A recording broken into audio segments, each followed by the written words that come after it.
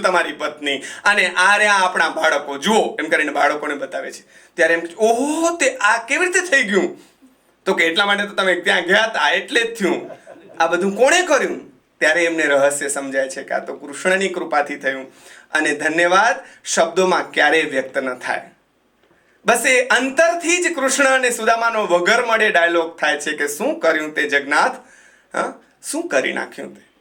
કોઈ કોમ્યુનિકેશન નહીં. એમ કહેવાય કે જ્યારે પછી તો ના વાતો, અમારા પ્રહલાદની એક સરસ કવિતા છે, વાતો બે પ્રિયતમા મળ્યા છે, ધીમે ધીમે વાતો કરે છે ને છેલ્લી અંતિમ અવસ્થા આ છે પ્રેમની. પછી તો ના વાતો પ્રિય અધર જે કંપ ઉઠતો, ધ્વનિ તેનો આવી મુજ હૃદય મહી સમી જતો. વાત તો પ્રેમની સ્થૂળ વાતો તો શરૂમાં, હું તને ગમું છું, તું મને ગમે છે ને, આઈ લવ યુ ને, એ બધું તો શરૂઆતમાં હોય. પછી તો ના વાતો જ હોય. પછી તો આંખ મળે ન મળે તોય વાતો થઈ જાય. એ અવસ્થા શ્રી કૃષ્ણની અને સુદામાની ઉત્તમ મૈત્રી કાવ્ય છે સુદામા ચરિત્ર, ભક્તિ કાવ્ય નથી. બે મિત્રોનું ઐક્ય કેવું હોય, હૃદયના તાંતણા કેમ બંધાયેલા હોય, એ પ્રેમાનંદ આપણને બતાવી આપે છે. ને છેલ્લી વાત મારે તમને જે કહેવી છે આ છે કે એનું ઋષિત્વ છેલ્લે સુધી ટક્યું કે નહીં. આ તો ગરીબ હતો ત્યાં સુધી તો સમજ્યા કે ઋષિ હોય. પ્રેમાનંદ છેલ્લે પણ એને પાસ કરે છે. છેલ્લી ટીક માર્ક તમે બધા પોતાની નોટમાં કરજો. એ આ પંક્તિથી, યદ્યપિ વૈભવ ઇન્દ્રનો તોય ઋષિ રહે ઉદાસ. પ્રેમાનંદે બહુ માર્મિક શબ્દ વાપર્યો છે.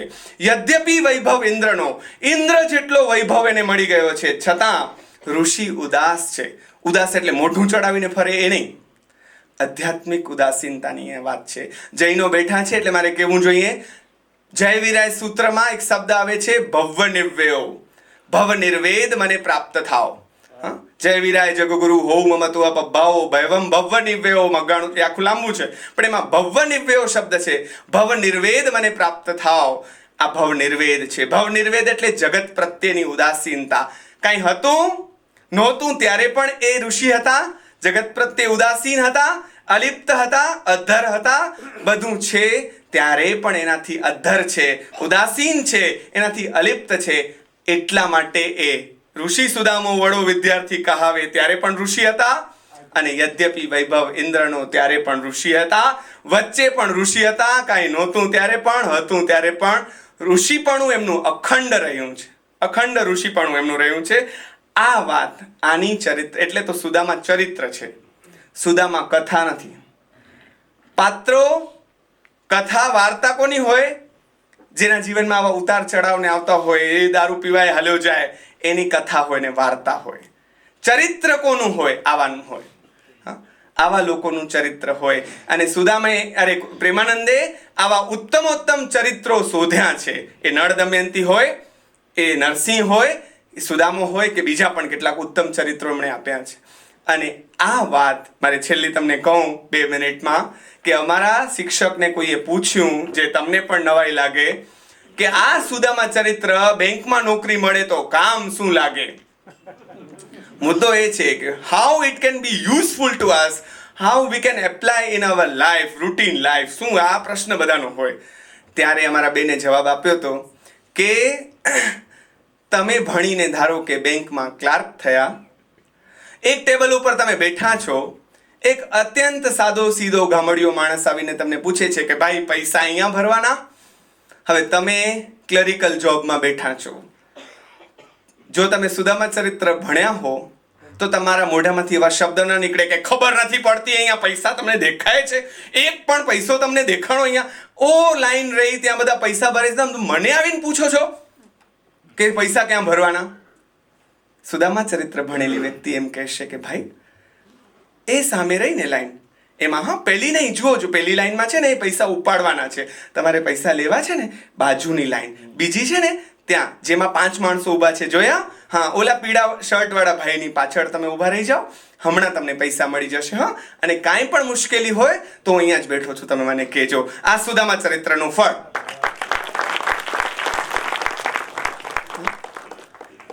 સુદામા ચરિત્ર એ જીવનનો ગ્રંથ છે, જે માણસને જીવતા શીખવે છે.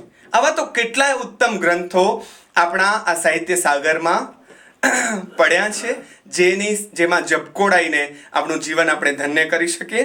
મને એક્ઝેક્ટ 8ના ટકોરે પૂરું કરું છું. મને આ તક મળી આપ સૌ જેવા સુજ્ઞ વાચકો જે લોકો દર મહિને એક પુસ્તક વાંચે છે, એટલે મારે તો તમને પહેલાં સેલ્યુટ કરવા જોઈએ ગુજરાતી ભાષાના શિક્ષક તરીકે.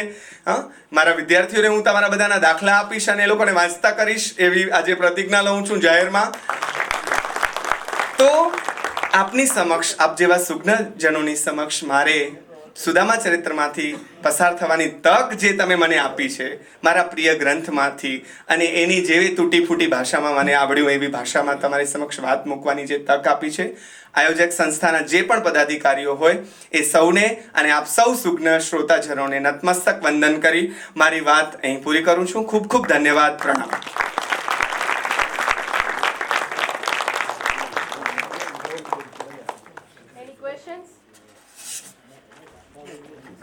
આપને ગમતો પ્રસંગ પર ગાઈને સંભળાવો ને કંઠ તો સારો છે.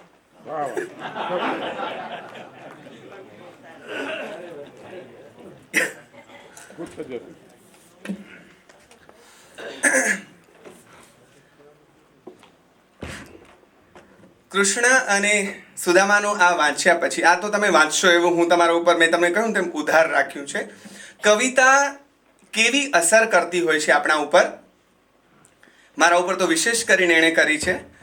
સુદામા ચરિત્રમાંથી પસાર થતાં સુદામા કૃષ્ણના ઘરે ગયા હોય કે કૃષ્ણ સુદામાના ઘરે ગયા હોય, બેનું મિલન થાય ત્યારે શું થાય એના વિશે મેં પોતે એક કવિતા લખી છે. એટલે અહીંયા તમારું એ પણ પરંપરા ચાલી જાય, નભી જાય કે પોતાની વાત પણ કરે. તો મારી એક કવિતાની થોડી એકાદ કડી હું તમારી સમક્ષ ગાઈશ, જો આપની બધાની રજા હોય તો. એમાં વાત આ છે, એટલે કૃષ્ણ આવ્યા છે આપણા બધાના ઘરે. મારા ઘરે આવ્યા ત્યારે મને શું થયું એ મેં આમાં કહ્યું છે. મારા ઘરે આવી ચૂક્યા છે, તમને આવવું હોય તો મળવા ક્યારેક આવજો. પિયા આયે સાવન આયે, પિયા આયે સાવન આયે, पिया तोरे बिन मोहे पतझड़ छाए, पिया तोरे बिन मोहे पतझड़ छाए, पिया आए सावन आए, पिया आए सावन आए, पिया पिया रटत में हुई रे बावरिया, पिया पिया रटत में हुई रे बावरिया, बावरी के घर को आए सावरिया, बावरी के घर को आए सावरिया, पिया से कहो कि अब, पिया से कहो कि अब कब हो न जाए, पिया से कहो कि अब कब हो न जाए, पिया आए सावन आए, पिया आए सावन आए, पिया तोरे बिना मोहे पतझड़ छाए, पिया तोरे बिना मोहे पतझड़ छाए, पिया आए सावन आए, पिया आए सावन आए. પ્લીઝ. સુદામા ચરિત્રમાં જે સુદામા પત્ની અને સુદામા વચ્ચે જે હા મને સંભળાય છે આરામથી. હા બીજા સાંભળી હા, શકે બિલકુલ. માટે સુદામા પત્ની અને સુદામા વચ્ચે જે સંવાદ થાય છે એમાં સુદામાના અયાચક વ્રત વિશે વાત આવે છે. થોડી એની વાત કરવા વિનંતી. અને બીજું એ કે રસ સંક્રાંતિની બાબતમાં પ્રેમાનંદના પેગડામાં કોઈ પગ ખાલી શકે બિલકુલ, એમ નથી. બિલકુલ, બિલકુલ. એમ જે કહેવાય છે હા. એમાં પ્રશ્ન સૌને આ બધાને પણ રસ પડશે અને તમારી પાસેથી સાંભળવામાં વધારે મજા આવશે મને પણ. તો જો એક રસમાંથી બીજા રસમાં જાય અને ખ્યાલ પણ ન આવે તો હાઉ ઇટ પોસિબલ કે એ જ રસનું પાન થાય છે. હા. તો આના પર થોડો પ્રકાશ હા, પાડવા હા, વિનંતી. બિલકુલ, બિલકુલ. Thank you. હા. પ્રેમાનંદ માટે એવું કહેવાયું, ભાઈએ કહ્યું તેમ, મેં વિવેચના અહીંયા એટલા માટે નથી કરી કારણ કે મારે અહીં સાહિત્યના વિદ્યાર્થીઓ સમક્ષ કે એના વિદ્વાનો સમક્ષ વાત એનો મતલબ એમ નથી કે તમે બધા સાહિત્યના વિદ્યાર્થીઓ કે વિદ્વાનો નથી, યુ આર ઓલ, પણ છતાં મારા માટે મુખ્ય વાત એ હતી કે વાચકો, શ્રોતાઓ જેણે ક્યારેય ધારો કે આ વાત સાંભળી નથી, વાંચી નથી, એ લોકોને રસ જાગે ને એ લોકો પુસ્તક વાંચતા થાય એવી રોચક રીતે વાત મૂકવી એવી ભરતભાઈની આજ્ઞા હતી મારે, એટલે મારે તહત્તી કરવું પડે. રસ સંક્રાંતિ, રસના સંદર્ભમાં પ્રેમાનંદના પેંગડામાં કોઈ પગ ગાલી ન શકે એ વાત બિલકુલ સાચી છે. મેં તમને એની થોડીક આછી વાત એ રીતે કરી કે પ્રેમાનંદ કરુણ રસમાં ની વાત કરતા હોય, દાખલા તરીકે તમે કહ્યું એમ ગ્રસ્થ આશ્રમની જે વાત છે એ ગ્રસ્થ આશ્રમમાં કરુણ વાત એવી રીતે કરે કે લોકો હસતાય હોય અને છતાં ગંભીર થઈ જાય. હાસ્ય કરુણ કેવી રીતે મિક્સ થાય, મેં જે તમને ઉદાહરણો આપ્યા એમાં શ્વાન માંજર આવે, ભીંતળીઓ પડી, શ્વાન માંજર આવે છે ચડી, આ તે જે બધા વર્ણનો આખું વાંચશો તો વધારે ખ્યાલ આવશે. અહીંયા મારે એક એક કડીમાંથી પસાર થવું શક્ય નથી, નહીંતર આપણને તરત ભણાવતા ભણાવતા ખ્યાલ આવે કે અહીંયા કરુણ વાત ચાલી રહી હતી, એકદમ એમણે જમ્પ લગાડીને હસતા હસતા, એવું ઓછું થયું છે કે હસતા હસતા એવું કહેવાય પ્રેમાનંદ ધારે તો હસાવી શકે, ધારે ત્યારે રડાવી શકે છે, એવું કર્યું છે એણે, ખરેખર એવું થયું છે. આપણે જોજો ઘણીવાર વાત એકદમ કરુણ ચાલતી ચાલતી ચાલતી પછી એમ કે અરે પછી એમાં છે ને એવું થયું, એમ કરીને એટલા સરસ સરળ રીતે પ્રેમાનંદ મૂકી આપે. આ વાત પણ અહીંયા એમ છે કે તમને એમ લાગે કે ઓહો બિચારા કેટલા ગરીબ, એ વાત મૂકવી હોય ત્યારે વાત હસવાની રીતે મૂકે, કારણ કે લોકો થાકેલા છે, એને રોવડાવવામાં બહુ રસ નથી, પણ એવી રીતે મૂકે કે તમને એમ થાય કે હસીએ કે રોઈએ. હસીએ, કેટલાક રોતાય હોય, ઓહો બિચારાને જો તો ખરા દુઃખ છે, કેટલાક એમ થાય ઓહો જો તો. આ મહાકવિનું આ લક્ષણ છે. ઇવન બધા મોટા મહાભારતના સંદર્ભમાં એવું કહેવાયું છે કે મહાભારતમાં પંડિતોને મજા આવે અને સામાન્ય બાઈને મજા આવે, ડોસીમાને, એને છોકરાને મજા આવે. પછી અર્જુને ધનુષ ચડાવ્યું અને સામે અહીંયા બ્રહ્માસ્ત્ર, સામે પશુપતાસ્ત્ર, એમાં બાઈઓને સામાન્ય લોકોને રસ હોય. અને આપણને વિવેચકોને એમાં રસ હોય, વિદ્વાનોને એમાં રસ હોય કે યુધિષ્ઠિરના ચહેરા પરથી પરસેવાનો બુંદ એવી રીતે સરી પડ્યો કે જાણે શ્વેત કમળપત્ર પર ઝાકળ. આપણે વાહ વ્યાસ વાહ. અને ત્રીજી વાત, બીજા લોકોને એમાં રસ હોય કે વાહ આવું બધું થયું ત્યાં પણ યુધિષ્ઠિર ધર્મથી ચ્યુત થયા નહીં. એને એમ કહેવામાં આવ્યું કે ચાલો સ્વર્ગમાં તમે, અને તો યુધિષ્ઠિર એમ કહ્યું કે મારા કૂતરાને ભેગો લ્યો તો હું સાથે આવું. એક ક્ષણે પણ યુધિષ્ઠિર ધર્મચ્યુત. આ મોટા કવિનું અને ઉત્તમ કાવ્યની નિશાની છે. સુદામા ચરિત્રમાં પણ આ જ થયું છે. આપણે મજા આવે, જોયું સ્ત્રીઓએ ખબર પાડી દીધી કે સુદામા તમે આવા છો, જાદવ સ્ત્રી તાળી દઈ હશે, ધન્યનગર આવો નર વસે, ફલન. જોયું ને, આવો છે સુદામા. પણ એ મર્મ વચનનો ખરેખરો મર્મ સમજનાર વ્યક્તિ આમ ઢીલો પડી જાય કે જુઓ તો ખરા. આ મોટા માણસની હાલત આ છે કે દુનિયા, અને એને એમ થાય કે આ દુનિયા ટોપાઈ એને આ કેદી સમજાશે કે આવા મોટા માણસો આપણી વચ્ચેથી આમને આમ ચૂપચાપ હાલ્યા જશે, એનું મૂલ્ય આપણે કેદી સમજશું. એવી બે જણાને સમજાય વાત, અને પ્રેમાનંદની સભામાં એ બે જણાના આંખમાં પાણી હોય અને સામે બીજા 4 જણા તાળીઓ વગાડતા કે જોયું. સુદામાને ખબર પડી આવતા વેદ કે સ્ત્રીઓ કોને કહેવાય. આમ વાત છે ત્યારે આ બે રસનું સંમિશ્રણ છે, કરુણ પણ છે અને સાથે સાથે એવો ગંભીર ભાવ અથવા તો ગંભીર વિચાર, હાસ્ય પણ એમાં આવે અને કરુણ જુદી રીતે આવે. આ કરુણતા જુદી છે. રોવાથી એ વ્યક્ત થાય એવું કરુણ નથી. આપણને એમ જ થાય કરુણ એટલે બધા આમ રોયા કરતા હોય. ટ્રેજેડી ઇઝ નોટ, એ આંસુ નથી. એમણે તો બહુ સરસ વ્યાખ્યા કરી છે પશ્ચિમના વિવેચકોએ કે પડું પડું થતી તલવાર એનું નામ ટ્રેજેડી. હા, તલવાર ઊંચકાઈ પણ જાય, પડે નહીં, પણ આ પડું થવાની જે સ્થિતિ છે ને એ ટ્રેજેડી છે.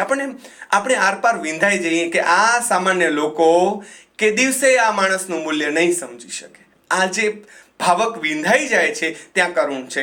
અને એ લોકો જે તાળી પાડીને હસે છે સામાન્ય માણસો, પ્રેમાનંદે બધાનો ખ્યાલ રાખવાનો છે.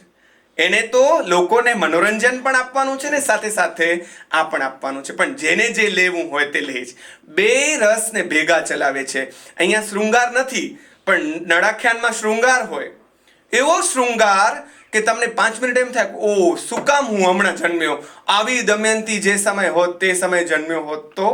અને એમાંથી તરત અદ્ભુત રસમાં તમને લઈ જાય, તરત એ હાસ્ય રસમાં લઈ જાય, તરત એ કરુણ રસમાં લઈ જાય, અને તમને એકમાંથી બીજા, બીજામાંથી ત્રીજા, અને તમે એના સાથે તણાતા જાઓ. આ પ્રેમાનંદની ખૂબી અને પ્રેમાનંદનો જય.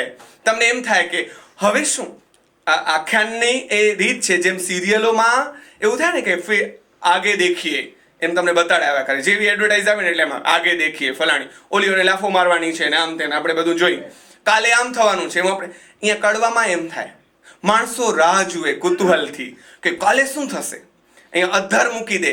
આ આખ્યાનની બીજી વિશેષતા, મારે એના સ્વરૂપની ચર્ચા નથી કરવી, પણ એમાં મુખબંધ, મુખ્ય ઢાળ અને મોઢિયું હોય, ઢાળ્યું, એ વલણ અને ઉથલો, એ વલણ અને ઉથલાની છેલ્લી 2 પંક્તિઓમાં એમ કે આગળ શું આવી ગયું, હવે શું થશે, એ જે લિંકઅપ કરે છે એ ઉત્તમ રીતે.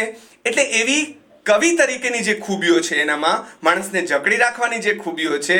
અને મેઇન વાત તો મને જે સૌથી વધારે આકર્ષતી હોય છે એ પ્રેમાનંદનું દર્શન છે.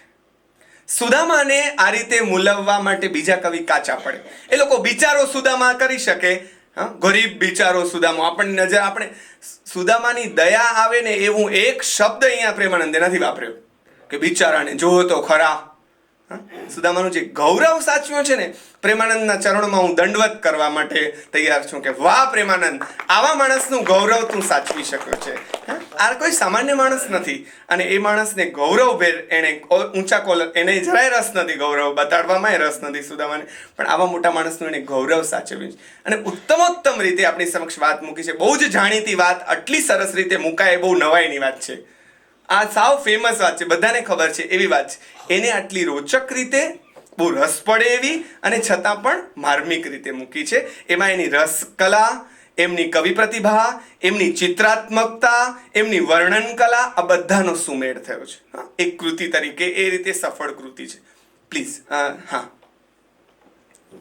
આજનો વિજ્ઞાનનો કે એન્જિનિયરિંગનો કે મેડિકલનો વિદ્યાર્થી જી, આ સાહિત્યથી વંચિત રહી જાય છે. બિલકુલ. હા,